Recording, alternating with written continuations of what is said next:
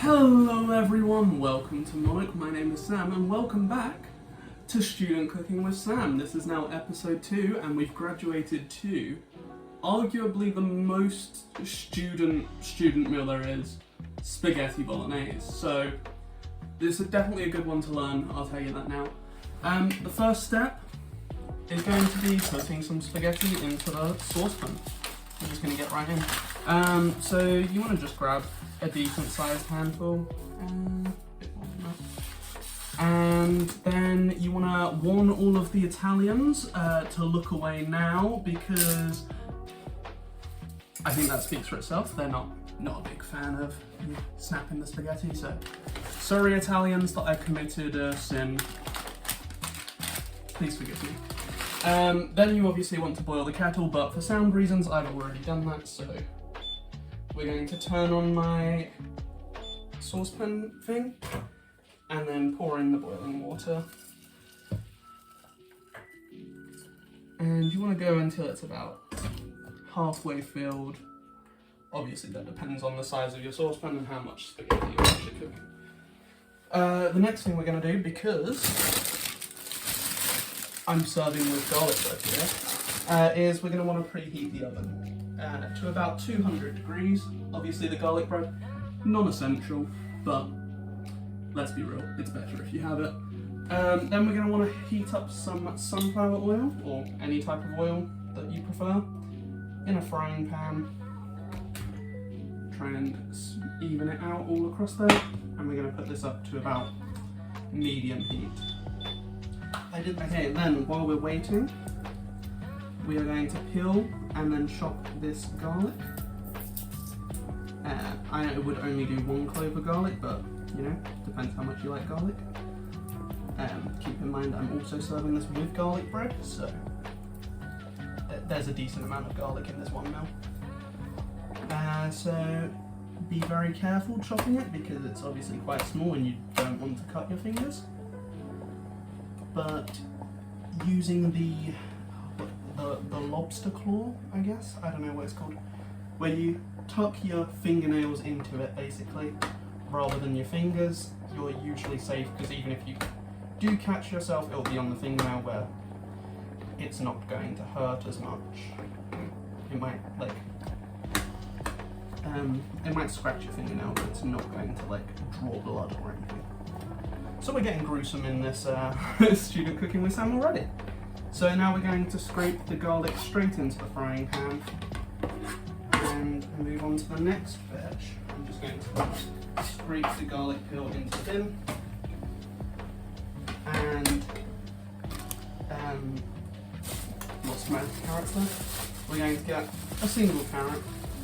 Doesn't have to be too big because of how much veg we're putting in there. You know, for a nice one there. That one should do. We're going to chop off both ends. Put them to the side, and then we're just going to slice this up. Don't need to worry about how thick they are. Oh, lost a bit, but as we know, this is no professional cooking show. That bit will just go in the bin. Almost lost another one. Then after they're chopped, we're going to half each slice. These are going everywhere, I need a bigger chopping board.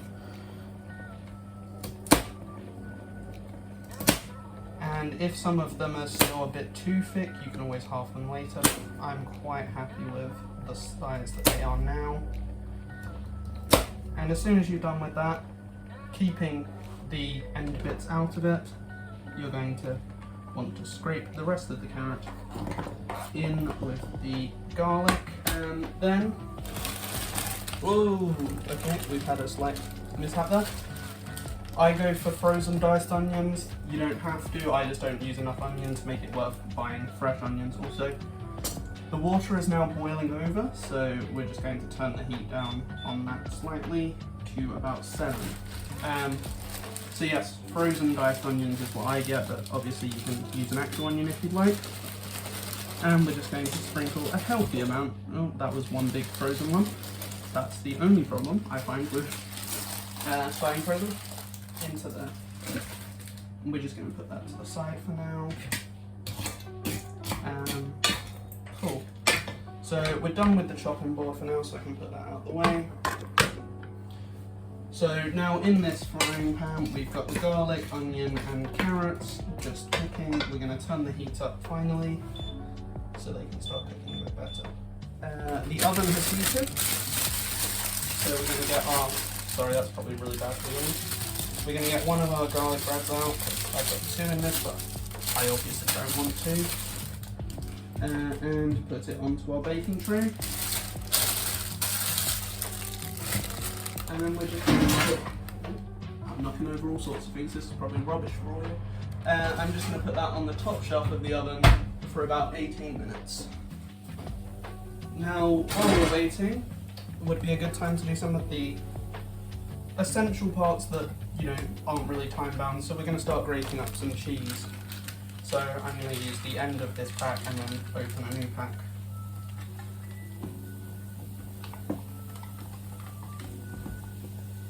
There's not much in here.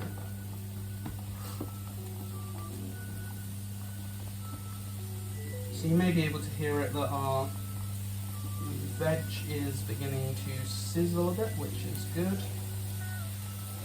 I'm making a mess with the cheese. Get the other bit out. Grate this as well, and then we're going to open the other one because we like quite a lot of cheese. You may have noticed in the cheese toasty video, if you watched that. If not, you should. It was a good video, and it caused quite an interesting debate about putting cucumber in a toasty. I thought it was completely normal when I did it, but I had a few people commenting, or not commenting, messaging me privately saying, like, why did you just put that in there? I think it was perfectly normal, and I even created a YouTube short out of it, if you haven't seen that. But,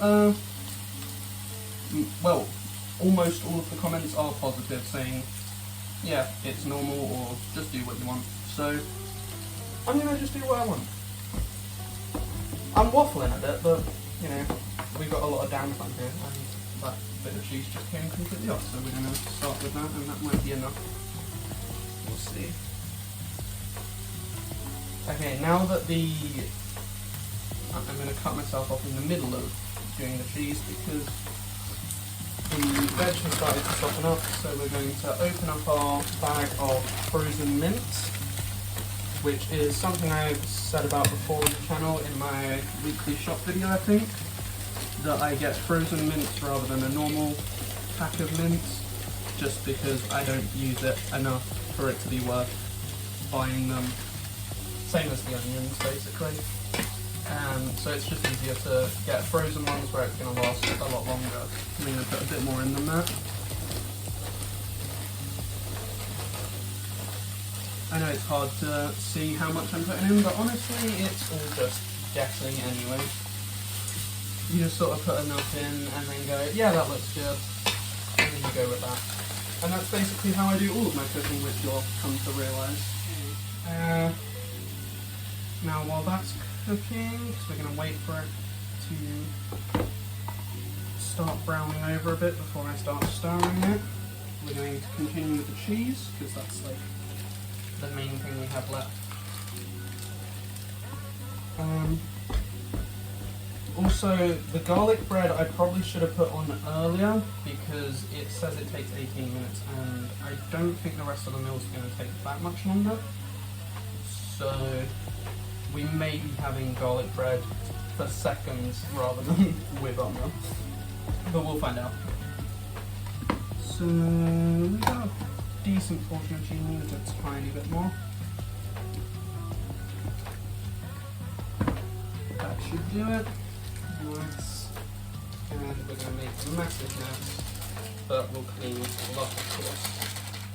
So now we've got the cheese, we can just put that to the side for now, we don't need it yet. Okay, so now our mince is browning up a bit, we're going to start stirring it around, and we just want to make sure that none of the mince is pink anymore, and we want to wait till everything is brown basically.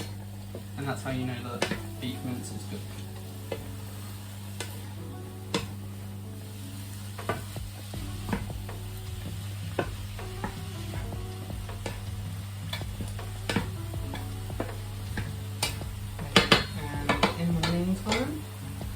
we are going to get out finally our bolognese sauce. I've got tomato and chili pasta sauce today because I just went for the cheapest option in Tesco, which I recommend you do because all pasta sauces are essentially bolognese sauces, at least in my opinion.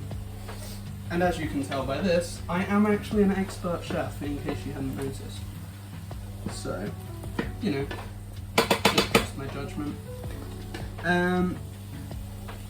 So just looking carefully to make sure everything is starting to, well, not starting, everything is pretty much brown now. We're just going to check through, nice, and then we are going to start seasoning things. So salt first, obviously. It's not really seasoning, it's just a little bit of flavour. Not much though. So that's salt done. Then we're going to go for pepper, obviously. And I accidentally turned off my stove, so that's helpful. Put that on 9 and that back on 7. So we're going to put pepper in, and then, wild card, mixed herbs. Just a little dash, because a tiny bit of this goes a long way, trust me. So just a little sprinkle like that should do. And then we're going to stir that all in. Okay, and here's where I deviate from a standard bolognese completely. This is a very me tactic, and it's not a normal one, I'll tell you that.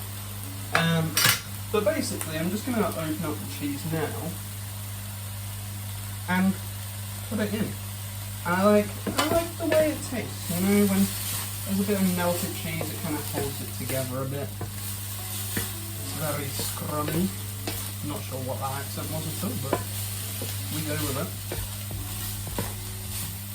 And we just make sure that that's all stirred in. Maybe do a little bit more cheese, just like so. Okay, and now we're certain that like everything is cooked because I can see it. I know you can't, but we've already spoke about that. We're gonna open up the bolognese sauce and pour some in. Not too much, but we do want to cover over pretty much the whole pan if possible. And then you like a thin layer. And then we're gonna stir it all in.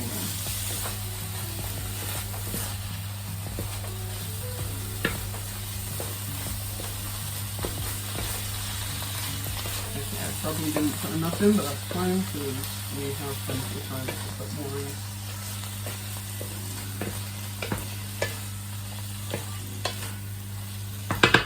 I'm going to check on our garlic bread now. Oh, actually, the water's getting a bit low in my spaghetti, so I'm just going to top that up a bit with a bit more of the kettle water.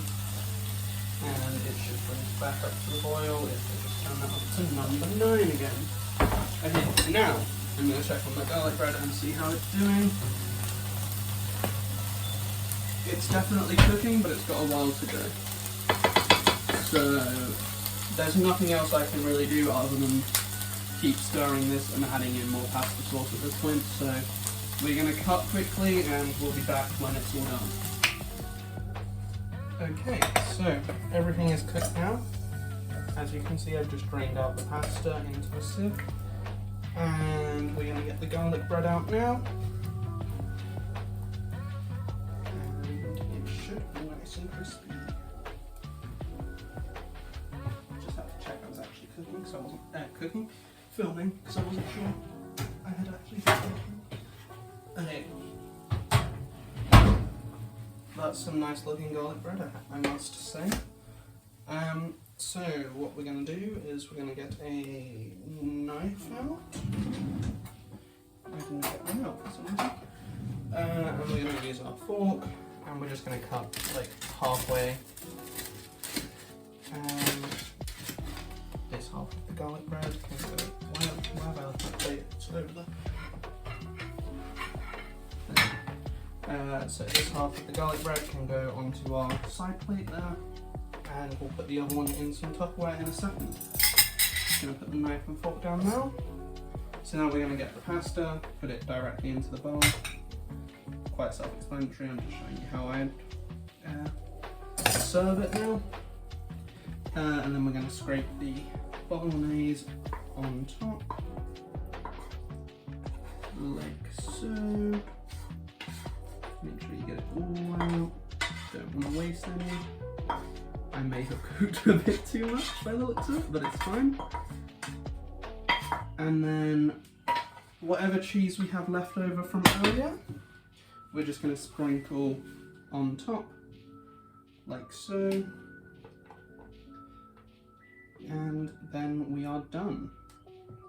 Okay, so we've just finished cooking. I've got it all plated up here, and we're going to have our taste test. So we're going to get a nice bit of bolognese with some of the carrot, onion, and some cheese in there. Give it a quick blow because I have literally just finished.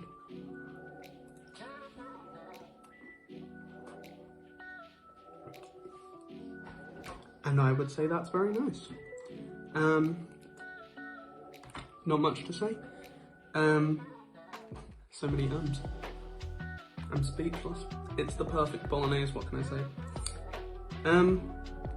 No, if there was one thing I would change, maybe I should have put the pasta sauce in later, because I think most of the flavour of it has kind of boiled out of it, but besides that, it's very nice. And yeah, I hope you enjoy it too if you followed along with the recipe. And yeah, I hope if you enjoyed the video, please remember to subscribe and see me again next week. But until then, remember to stay educated.